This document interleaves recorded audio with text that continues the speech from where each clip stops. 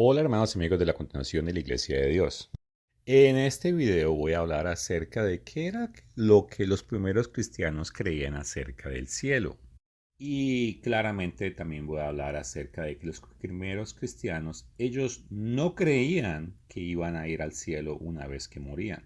Pero el cielo es un lugar real, así que voy a hablar acerca del cielo, lo que la escritura dice y qué tiene que ver el cielo con la recompensa para los cristianos.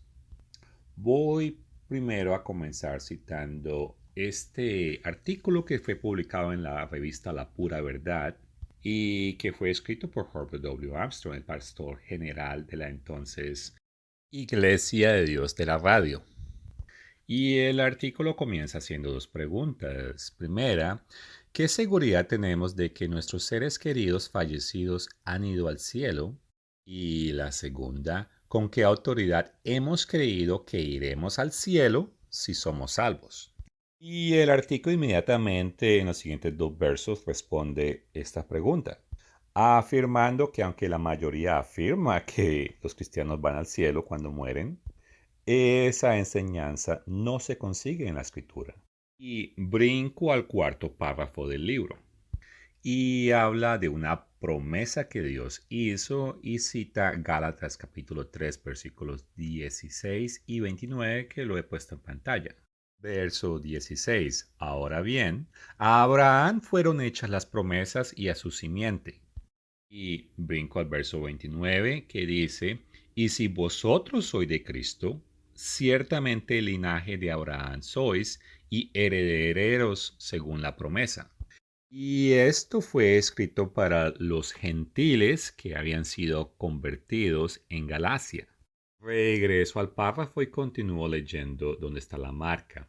El cristiano aún no es poseedor de la recompensa, es un heredero. Y comento, ¿qué es lo que vamos a heredar? Bueno, obviamente la misma promesa que se le fue hecho a Abraham.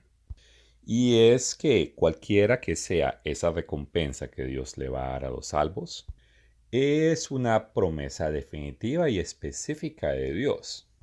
Y de acuerdo al libro de Gálatas, llama a Abraham el padre de los fieles. Y eso significa que si uno se convierte, ya sea uno un judío o un gentil, no importa la raza o el color o el sexo, si somos de Cristo, automáticamente nos convertimos en hijos de Abraham y por lo tanto somos herederos de la promesa. Pero bueno, en la vida cotidiana es muy normal escuchar que las personas afirman que cuando las personas mueren van al cielo. Claro, si son buenas personas. Y ahí viene la pregunta, ¿Dios en alguna parte le prometió al hombre que iba a ir al cielo? Con eso dicho, brinco los párrafos 5 y 6. Y justamente el párrafo 6 cita a Génesis capítulo 13, versos 14 al 15. Y pongo el verso en pantalla porque esta es la promesa que Dios le dio a Abraham. Y la leo.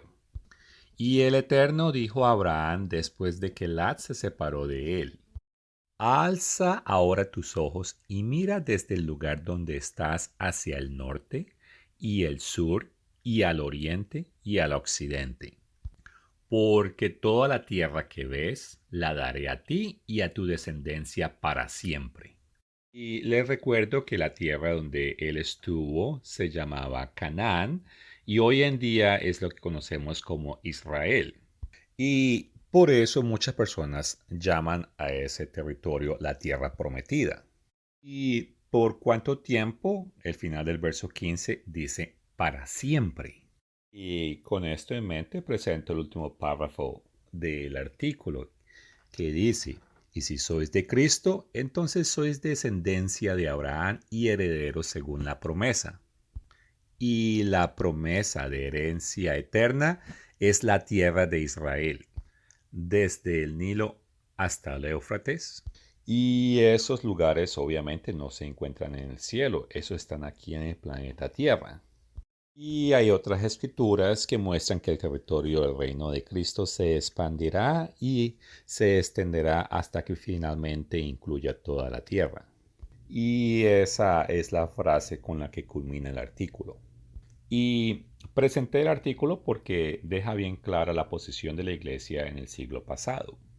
Pero algo más interesante sería indagar qué era lo que los primeros cristianos creían en el primer siglo.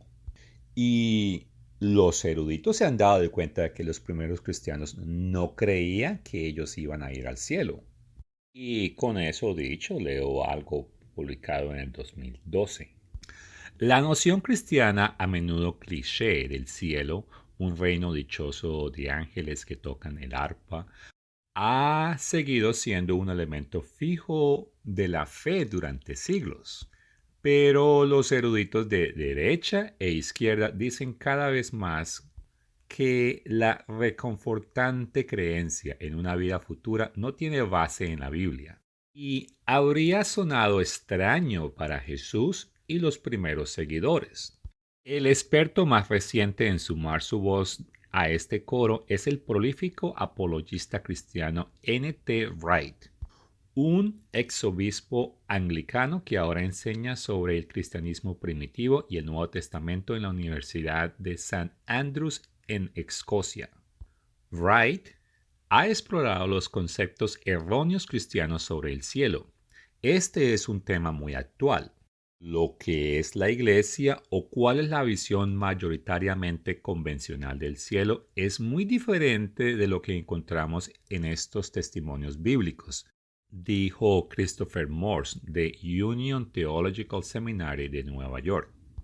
Wright y Morse trabajan independientemente uno del otro y en entornos ideológicos muy diferentes, pero su trabajo muestra una notable convergencia en puntos clave. En el judaísmo clásico y en el cristianismo del primer siglo, los creyentes esperaban que este mundo se transformara en el reino de Dios, un Edén restaurado donde los seres humanos redimidos serían liberados de la muerte, la enfermedad, el pecado y otras corrupciones.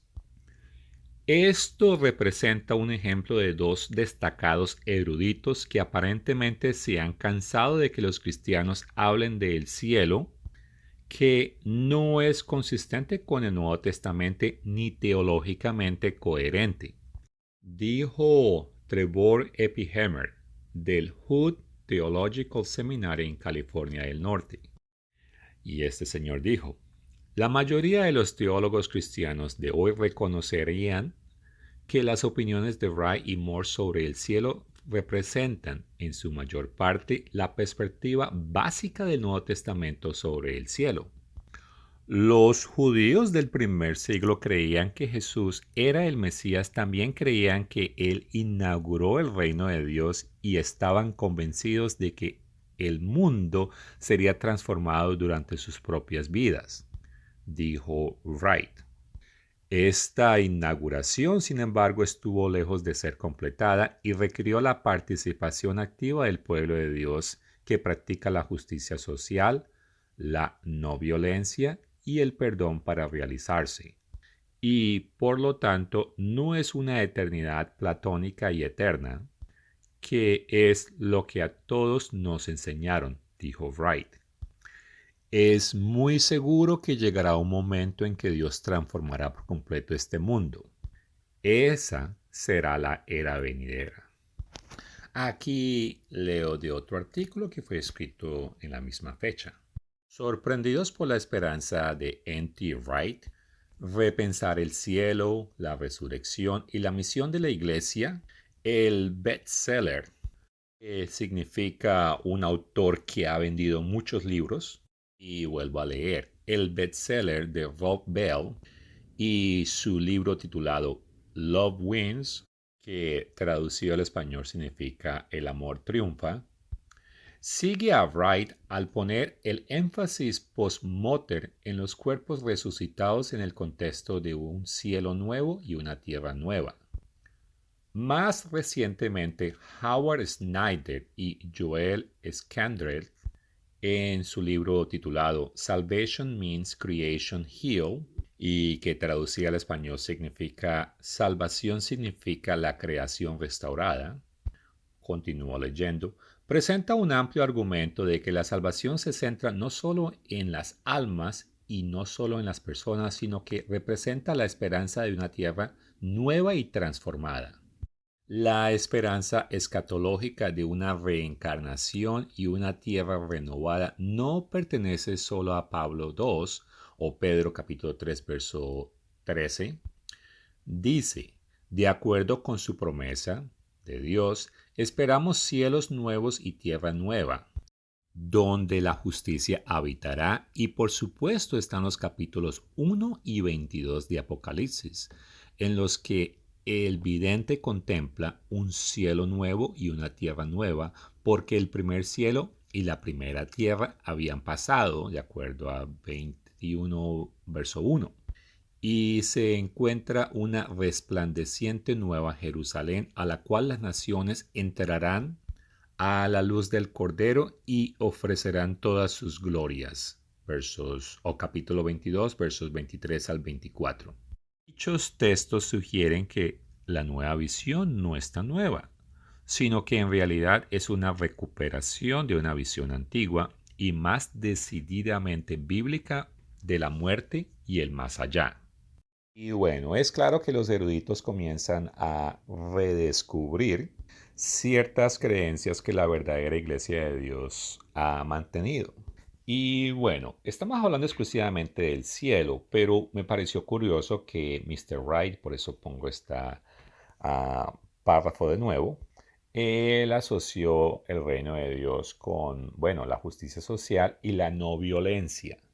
Y esto es algo que a muchos se les olvida, ya que los primeros cristianos practicaban la no violencia.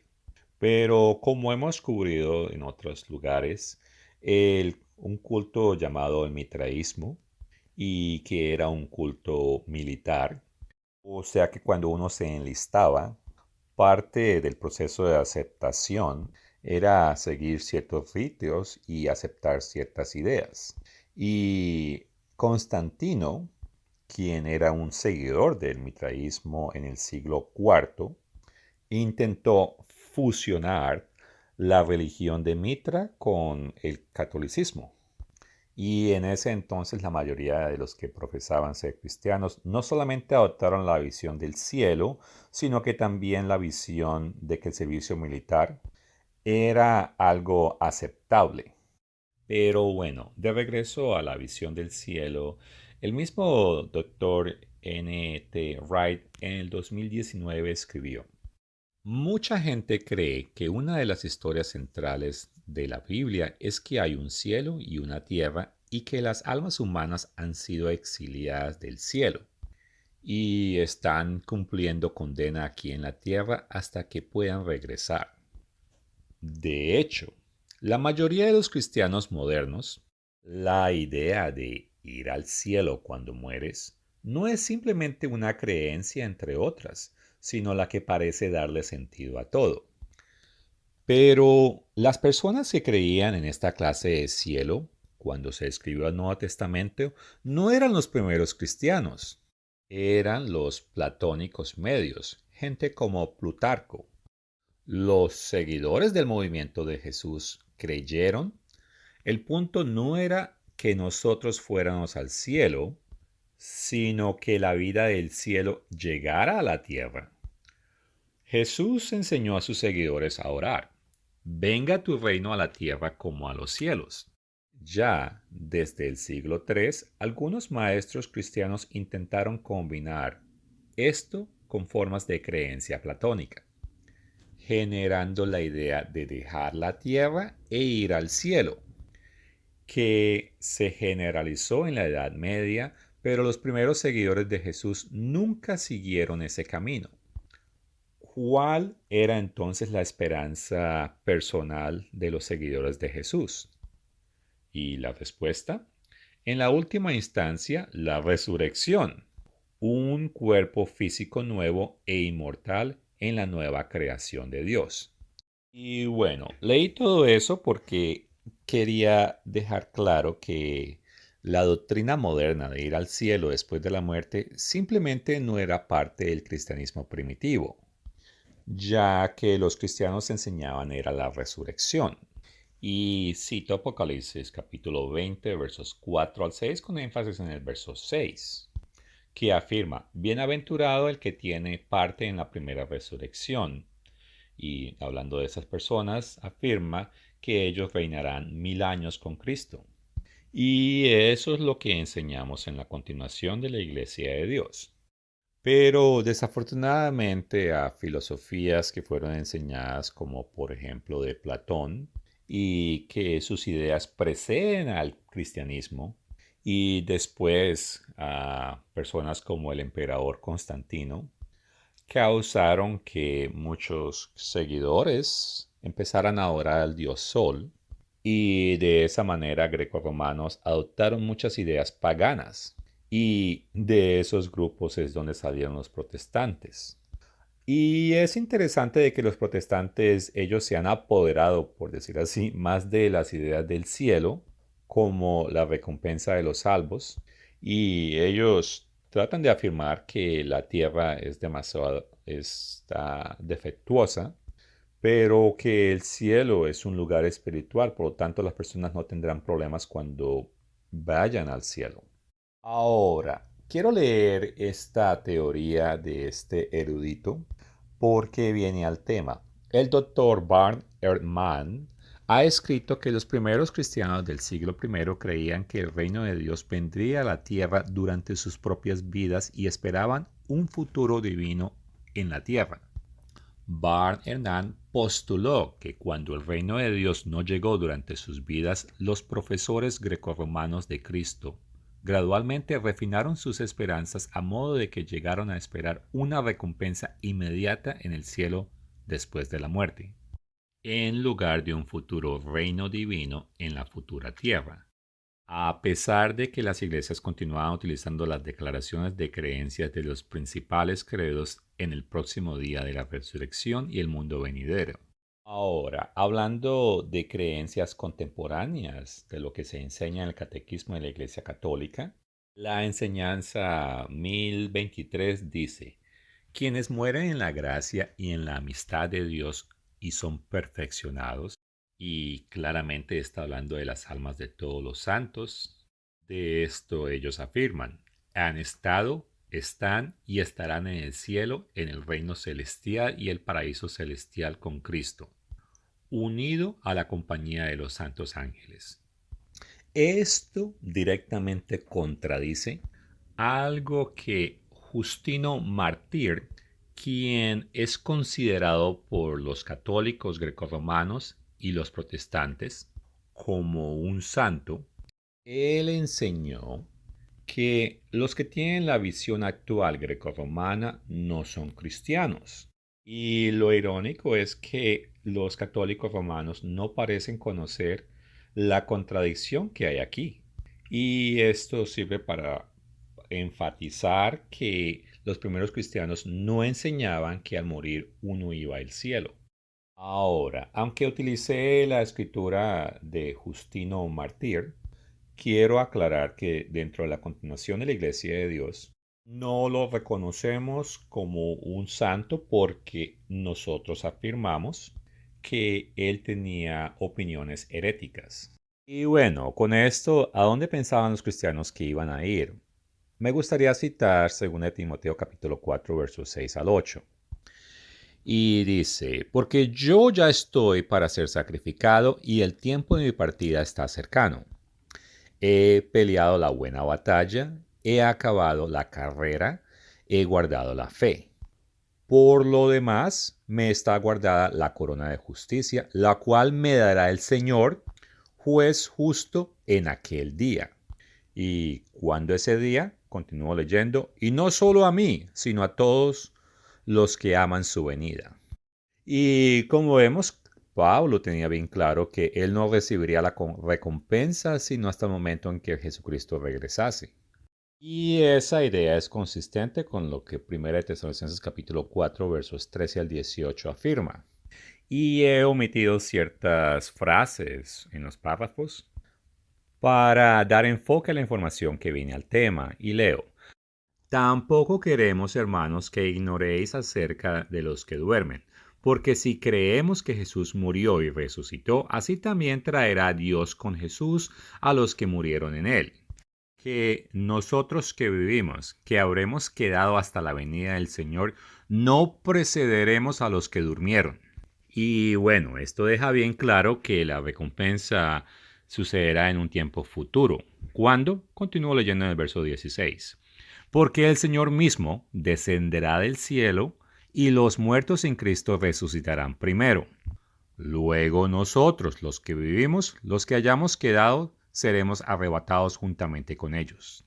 Y este punto es muy interesante, ya que hay personas que creen que los seres queridos que han fallecido ahora mismo están mirando o velando por ellos desde el cielo. E inclusive tenemos historias de personas que durante ciertas situaciones de vida o muerte, algunos afirman que el espíritu de un abuelo o abuela o un padre o hermano o hermana se presentó de una manera inexplicable por un momento de tiempo para ayudarlo o ayudar a esa persona a sobrevivir. Y bueno, esas historias son asombrosas, pero no concuerdan con lo que las escrituras enseñan. Y más allá no podemos fixarnos en esas ideas, ya que eso conlleva a un error bíblico. Ahora, por un momento quiero hacer referencia a Policarpo de Esmirna, quien era uno de los primeros líderes cristianos, quien fue un discípulo de Juan. Y Policarpo perteneció al segundo siglo. Él se cree que estuvo activo entre los años 110 al 135. Y aquí hay algo que él enseñó y dice, sabiendo entonces que Dios no es objeto de burla, debemos andar dignos de su mandamiento y gloria. Porque bien es que sean cortados de las concupiscencias que hay en el mundo, ya que toda concupiscencia lucha contra el espíritu. Y ni los fornicarios, ni los afeminados, ni los abusadores de sí mismos con los hombres heredarán el reino de Dios, ni los que hacen cosas inconsecuentes e inapropiadas. Y como vemos, ese líder cristiano enseñó que los verdaderos fieles heredarían el reino de Dios. Y eso es basado en escritura bíblica. Podemos leer 1 Corintios capítulo 6 versos 9 y 10 para verificarlo. Y dice, ¿no sabéis que los injustos no heredarán el reino de Dios? No erréis, ni los fornicarios, ni los idólatras, ni los adúlteros, ni los afeminados, ni todos los que se echan con varones, ni los ladrones, ni los ávaros, ni los borrachos, ni los maldecientes, ni los estafadores heredarán el reino de Dios. Ahora, en pantalla presento Gálatas capítulo 5 versos 19 al 21. No lo voy a leer, pero la idea es la misma. Nos da una lista de cosas que causan a una persona no poder heredar el reino de Dios. Ahora voy a leer 1 Corintios capítulo 15 versos 50 al 53 y dice, por esto digo, hermanos, que la carne y la sangre no pueden heredar el reino de Dios, ni la corrupción heredará la incorrupción. He aquí os digo un misterio, no todos dormiremos, pero todos seremos transformados. En un momento, en un abrir y cerrar de ojos, a la final trompeta, porque se tocará la trompeta y los muertos serán resucitados incorruptibles y nosotros seremos transformados. Porque es necesario que esto corruptible se vista de incorrupción y esto mortal se vista de inmortalidad. Y bueno, no es difícil probar bíblicamente que los cristianos recibirán su recompensa cuando Jesucristo regrese. Y de ahí viene la pregunta de dónde viene esta noción de que el cielo es la recompensa del cristiano y que es una creencia muy prevalente hoy en día. La revista Christianity Today propuso que las primeras referencias del cielo para aquellos que profesan Cristo vinieron de una fuente del siglo III y creen que la evidencia más temprana viene de una obra que fue escrita o titulada llamada El martirio de Perpetua y Felicidad. Y en ese libro se habla del relato de dos mujeres cristianas asesinadas en Cartago al norte de África, alrededor del año 202 o 203. Y en el libro se registra un sueño que Perpetua tuvo en prisión junto antes de que ella y sus compañeros fueran arrojados a las fieras salvajes. Y en el sueño Perpetua vio a su hermano enfermizo, que se llamaba Dinócrates, que había muerto a la edad de 7 años en el cielo bebiendo de la fuente de la vida. Y ese mismo libro habla de otros cautivos que eran romanos y que quienes antes que fueran martirizados, ellos se imaginaron a sí mismos después de la muerte riéndose alegremente con sus compañeros martiles en el jardín del paraíso. Y bueno, esta obra, El martirio de Perpetua, no circuló ni fue aceptado entre los verdaderos cristianos de la Iglesia de Dios. Y Perpetua fue martirizada en Cartago, en Egipto, en una zona que había sido influenciada por el gnosticismo y también los montanistas. Y la cosa es que se dice que ella afirmó haber tenido varias visiones de los muertos. Pero eso es contrario con lo que la escritura enseña, ya que los muertos permanecen en las tumbas hasta el día de la resurrección. Ahora, algo interesante es que los católicos romanos, ellos consideran el martirio de Perpetua como una de las primeras referencias a lo que ellos llaman el purgatorio. Pero inclusive algunos de los eruditos católicos se preguntan si la historia de Perpetua fue una evolución de los montanistas y quienes fueron un grupo los cuales los católicos romanos condenaron al principio del siglo III. También hay que reconocer de que como Perpetua estuvo en Egipto, tal vez está familiarizado con las historias de los dioses paganos de Osiris y el cielo, y de esta manera haber sido influenciada por esas ideas paganas. Y concerniente a las experiencias cercanas de la muerte, hay muchas anécdotas. Es más, en el 2014 se estrenó una película llamada o titulada El cielo es real, donde se habla la historia de un niño de 4 años, quien sufrió una apendicitis, pero él sobrevivió.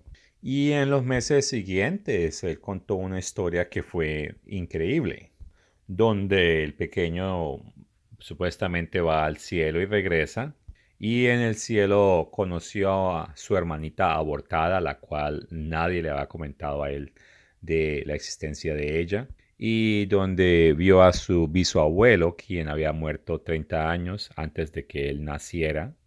Y debido a los detalles de las historias que él comentó, le parecía o parece darle credibilidad a la historia, y inclusive él menciona que allá estaba el caballo que solo Jesucristo podía montar. Pero bueno, todas esas cosas no son bíblicas. Ahora, el cielo sí es un lugar real y es donde se encuentra el trono de Dios, de acuerdo a Mateo 5, verso 34. Pero el niño de la película, él no fue a ese cielo. Aquí voy a leer acerca de una reflexión que ciertos protestantes hicieron concerniente a la película. Y dice, cuando los autores bíblicos tuvieron visiones del cielo, no experiencias cercanas a la muerte, como Isaías y Ezequiel, profetas del Antiguo Testamento, y Pablo y Juan, apóstoles del Nuevo Testamento, tuvieron visiones similares. Otras dos figuras bíblicas, Micaías y Esteban, tuvieron vislumbres del cielo, pero solo lo que vieron simplemente se menciona, no se describe. Y esto voy a hacer referencias a 2 de Crónicas capítulo 18, verso 18 y Hechos 7, verso 55. Solo 3 de estos hombres escribieron más tarde sobre lo que vieron, y los detalles que dieron fueron comparativamente escasos. Todos ellos se centraron adecuadamente en la gloria de Dios. También mencionaron su propio miedo y vergüenza ante tanta gloria. No tenían nada que decir sobre las características mundanas que son tan prominentes en los cuentos modernos sobre el cielo. Cosas como picnics, juegos, atracciones juveniles, rostros familiares, conversaciones extrañas, etc. Pablo no dio ninguna descripción real del cielo. sino que simplemente dijo que sería ilegal expresar lo que vio. En resumen, las descripciones bíblicas del cielo difícilmente podrían ser más diferentes de las fantasiosas historias sobre el cielo de hoy. Ahora, hablando de relatos cercanos a la muerte, esos relatos parecen contradecir cosas como Eclesiastés capítulo 9, verso 5, que dice, porque los que viven saben que han de morir, pero los muertos nada saben, ni tienen más paga, porque su memoria es puesto en olvido. Ahora Job capítulo 14, verso 14, si el hombre muriere, ¿volverá a vivir? Todos los días de mi edad esperaré hasta que venga mi liberación. Si miramos a Apocalipsis 20, versos 4 al 6, nos dice cuándo sucede la liberación. Y Juan la llama la primera resurrección. Y ese es el tiempo que los santos reinarán con Cristo por 1000 años. Ahora, sabemos que Cristo se encuentra en el cielo.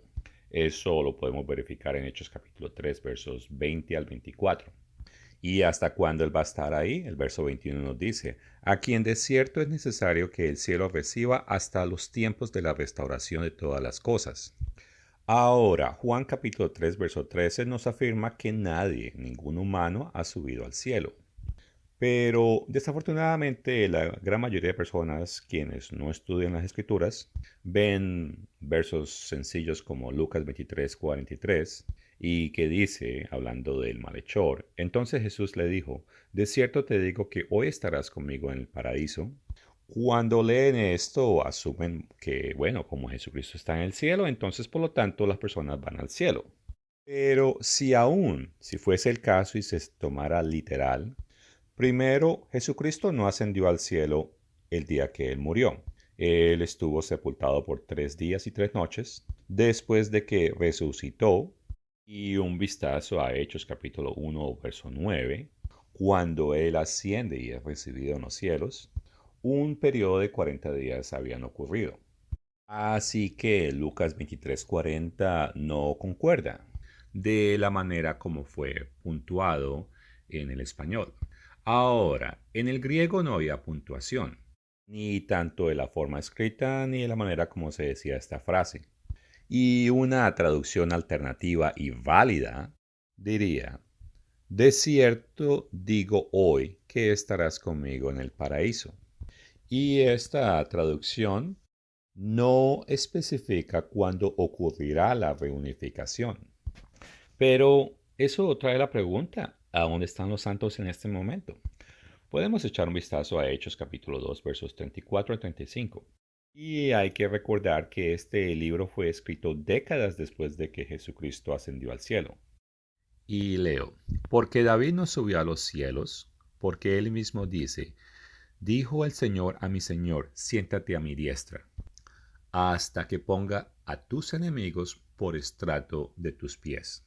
Y podemos decir dos cosas aquí. Primero, ni siquiera David, un rey conforme al corazón del Señor, ascendió al cielo. Y segundo, esta es una afirmación, no está diciendo que cuando el verso 35 se cumpla, David ascenderá al cielo. Y en cuestión de cualquier persona ascendiendo al cielo, miremos Romanos capítulo 10, verso 6. Y dice, pero la justicia que es de la fe dice así, no digas en tu corazón quién subirá al cielo.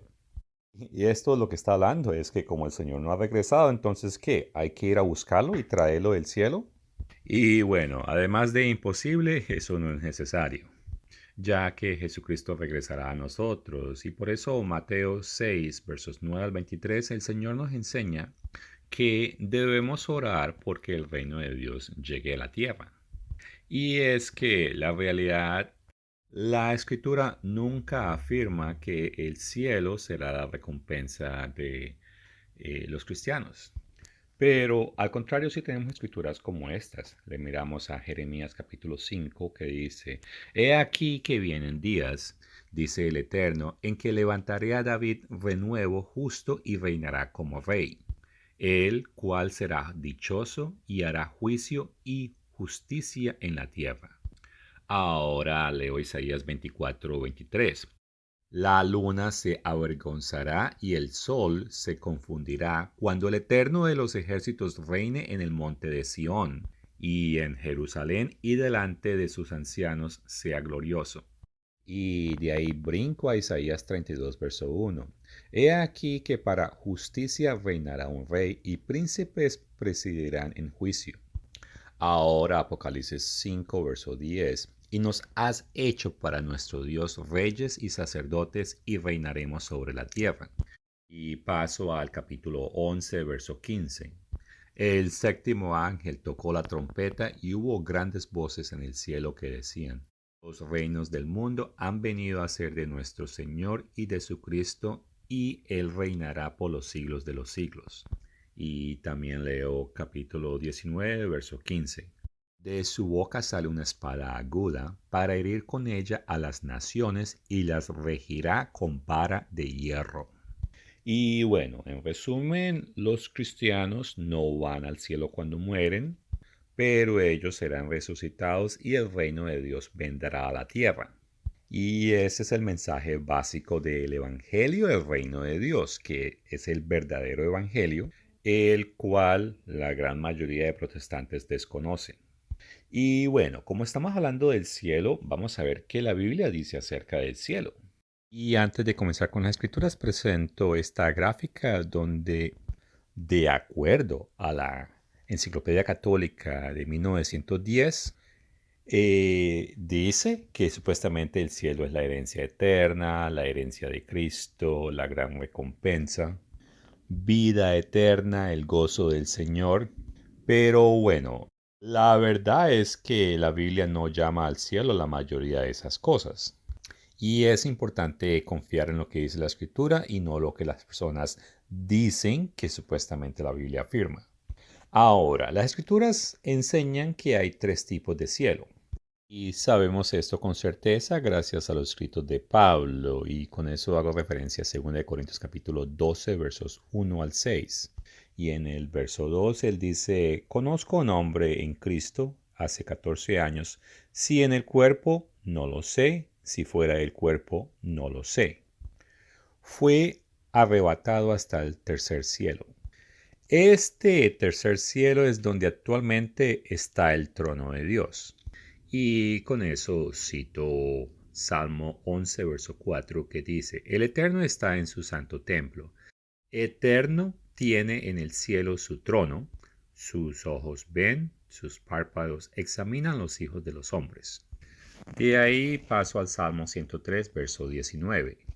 El Eterno estableció en los cielos su trono, y su reino dominará sobre todos.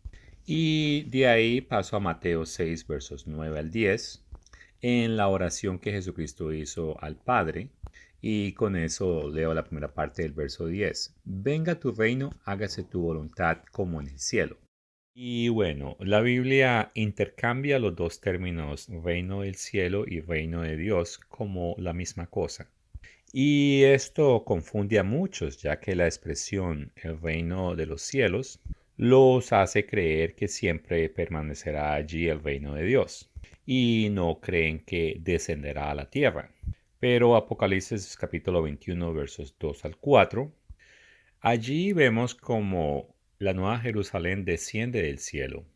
Y el verso 3 dice: y oí una gran voz del cielo que decía: he aquí el tabernáculo de Dios con los hombres, y él morará con ellos, y ellos serán su pueblo, y Dios mismo estará con ellos como su Dios.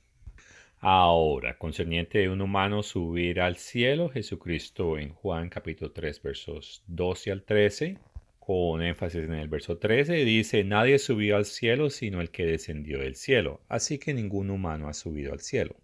Y en Juan capítulo 20 verso 17 nos informa que Jesucristo iba a regresar al trono de su Padre en el cielo. Y Hechos capítulo 2 versos 29 al 35, como mencioné temprano, asegura que ni siquiera David ha subido al cielo. Y es claro que la escritura enseña la resurrección, pero no enseña que las personas van al cielo cuando mueren. Y por eso muchas personas se confunden con Juan capítulo 14 versos 2 y 3, que dice, en la casa de mi padre muchas moradas hay. Si así no fuera, yo os hubiera dicho, voy pues a preparar lugar para vosotros. Y si me fuere y os prepare lugar, vendré otra vez y os tomaré a mí mismo para que donde yo estoy vosotros también estéis. El difunto evangelista Hermann Hohe explicó acerca de esto, así que lo leo. La palabra griega, la G3438, traducida como moradas, significa en español moderno una habitación, un lugar para quedarse, una morada, una cámara. Así que en la casa del Padre hay una serie de habitaciones o cámaras. Pero, ¿cuál es la casa del Padre? ¿Cómo declara la Biblia que es la casa del Padre? Estando en el templo, Jesús dijo a los judíos que allí vendían palomas y ganado. No hagáis de la casa de mi Padre una casa de mercadería, y eso lo puedes verificar en Juan capítulo 2, verso 16. Bueno, aquí hay una definición bíblica simple de la casa del Padre. El templo de Jerusalén era un tipo terrenal, de acuerdo a Hebreos capítulo 8, verso 9, de la casa del Padre en el cielo. Y hay una referencia a Lucas 19, verso 46 e Isaías 56, verso 7. También citan al Señor diciendo del templo, mi casa es una casa de oración. De modo que el templo de Jerusalén en los días de Cristo era un tipo de casa del Padre en el cielo. Pero, ¿tenía el templo muchas mansiones o habitaciones o cámaras? Ciertamente. Pasando a Jeremías 5, verso 32, tenemos esto. Háblales y llévalos a la casa del Señor, a una de las cámaras. En el cuarto versículo del mismo capítulo, notamos que diferentes cámaras eran para personas de diferente rango. Anán, un hombre de Dios, tenía su cámara o habitación junto a la cámara de los príncipes, que estaba arriba de la cámara de guardia de la puerta. Las distintas cámaras o moradas correspondían a los rangos de personas que residían en ellas. Cada habitación del templo, y este era un tipo de casa del Padre, no solo designaba la residencia de cada funcionario, sino que también indicaba su cargo u oficio, ya fuera portero o príncipe. No es el cielo. En ninguna parte la Biblia llama al cielo la casa del Padre. La casa del Padre se está construyendo en el cielo, pero no es en el cielo. Nunca se dice que el cielo tenga moradas. El antiguo tabernáculo construido bajo Moisés tenía dos compartimientos. El interior, llamado el lugar santísimo, que era la imagen exacta del trono de Dios como en el cielo mismo. Noten, no tenían moradas. Lee Hebreos capítulo 8 versos 5 y capítulo 9 versos 1 al 7 para ver exactamente cómo es el modelo del cielo. Jesús no se refería al cielo, se refería a un lugar que se está preparando en el cielo. Y esto fue publicado en la revista El Mundo de Mañana, febrero de 1972, en el artículo titulado ¿Cuál es el lugar que Jesús está preparando? Y aquí les quiero recordar de nuevo que Apocalipsis 21, versos 2 al 3, habla de cuando esa construcción descienda a la tierra. Ahora voy a hablar del primer cielo y el segundo cielo. En Génesis capítulo 1 vemos la creación de estos cielos. Comienzo con el verso 1. En el principio Dios creó los cielos y la tierra. Ahora paso a los versos 7 y 8. E hizo Dios la expansión y separó las aguas que estaban debajo de la expansión de las aguas que estaban sobre la expansión. Y fue así. Y llamó Dios a la expansión cielos, y fue la tarde y la mañana el día segundo. Y bueno, también se mencionan múltiples cielos en otras escrituras. Aquí hay unos ejemplos. Deuteronomio capítulo 10, verso 14, que dice, He aquí, Del Eterno tu Dios son los cielos y los cielos de los cielos. Y de ahí paso a 1 de Reyes capítulo 8, verso 27. Pero, ¿es verdad que Dios morará sobre la tierra?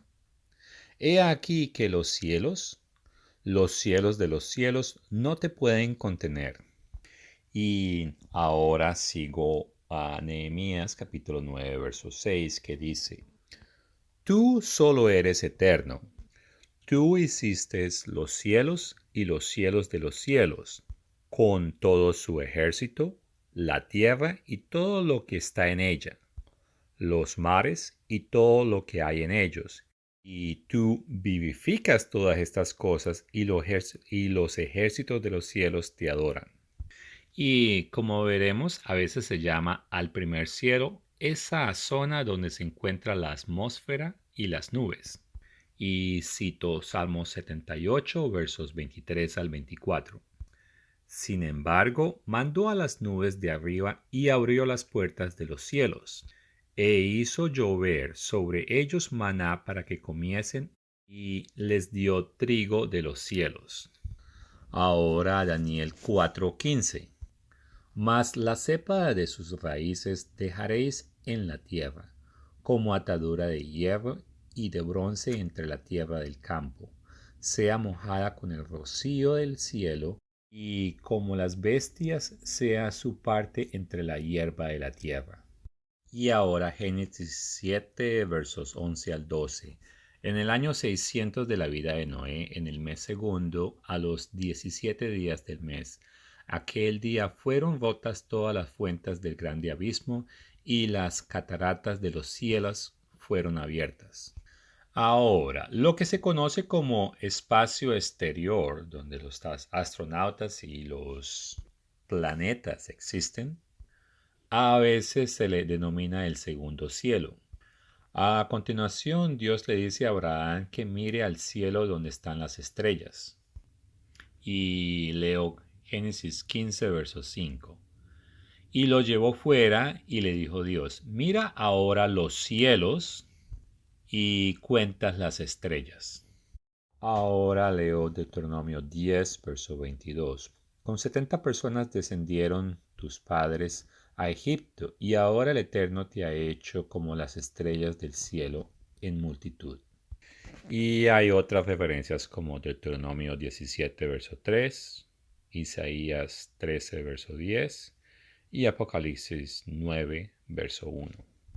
Y en conclusión es que hay varios cielos mencionados en las escrituras y podemos ver cuáles son. Como temprano mencioné de que ningún humano ha subido al cielo, hay bien la pregunta que algunas personas tendrían acerca de los 24 ancianos mencionados en Apocalipsis 5. Y bueno, es mejor que comiencen a leer desde el capítulo 4. Pero en pantalla solamente presento el verso 9 del capítulo 5. Y esto comienza sin una referencia a los 24 ancianos que se mencionan desde el capítulo 4. Y hablando de ellos dice, y cantaban el nuevo cántico, diciendo, digno eres de tomar el libro y de abrir sus sellos, porque fuiste inmolado y con tu sangre nos has redimido para Dios, de todo linaje y lengua y pueblo y nación. Y como ven, he subrayado la frasecita que dice, con tu sangre nos has redimido para Dios. Y bueno, la escritura no da claramente directamente cuál es el oficio de estos 24 seres, pero es claro que son seres espirituales, angelicales, que tienen autoridad en el gobierno de Dios. Y eso lo puedes verificar en el capítulo 4, verso 10. Ya que menciona que tienen coronas y esto típicamente significa que es una medida de autoridad. Pero estos ancianos nunca han sido humanos y ellos están en el cielo, ya que nadie ha ascendido al cielo, excepto Jesucristo. Pero lo que acabé de decir no concuerda con la frase que he subrayado. Y el problema es que la traducción está incorrecta. La correcta traducción sería, y con tu sangre los has redimido para Dios. Y presento estas otras traducciones o versiones de una es de la Biblia de las Américas y la otra la nueva Biblia latinoamericana.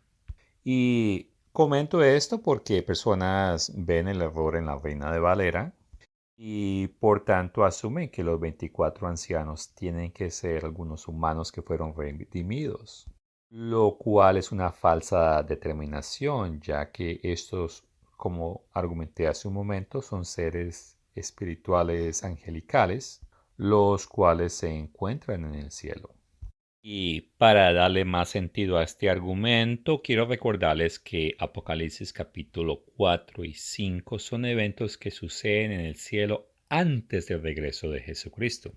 Y estos eventos suceden antes de la apertura del último sello. El último sello se abre en Apocalipsis capítulo 8 y en el último sello es cuando se tocan las 7 trompetas y en la última trompeta es cuando Jesucristo regresa.